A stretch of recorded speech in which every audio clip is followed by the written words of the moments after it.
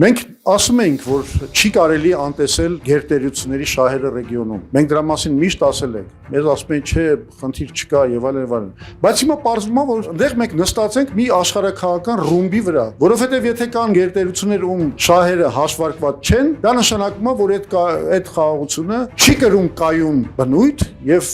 ամեն րոպե կարող է պայթի։ Բենզինի եւ ցորենի մատակարարումները Ադրբեջանի տարածքով։ Լսեք, հենց այն հանգամանքը, որ այդ մատակարարումները բարի ժեստ են, այսպես կոչված Ալիևի կողմից, նշանակում է, որ ոչ մի ինստիտուցիոնալ շրջափակում չկա, ամեն ինչ կախված է Ադրբեջանի կամքից, ընդամենը, այսինքն բլոկադայի վերացում չկա եւ հիմա էլ Ադրբեջանը եւ Թուրքիան շարունակում են իրագործել բլոկադա շրջափակում Հայաստանի դեմ, ինչը բոլորս գիտենք իրականում պատերազմական գործողություն է։ Բլոկադան պատերազմական գործողություն է։ Էլ չեմ խոսում մեր ռազմագերիների մասին եւ Արցախի ղեկավարության մասին, որ այսօր պահվում է Բաքվի բանտերում եւ խոստանգվում է։ Էլ չեմ խոսում այն մասին, որ Ադրբեջանում շարունակվում է հայատյաց համակարգային պետական քարոզչություն, որը վկայում է, որ Ադրբեջանը բացարձակապես դեռ իր համար չի որոշել գնալ խաղաղության Հայաստանի հետ։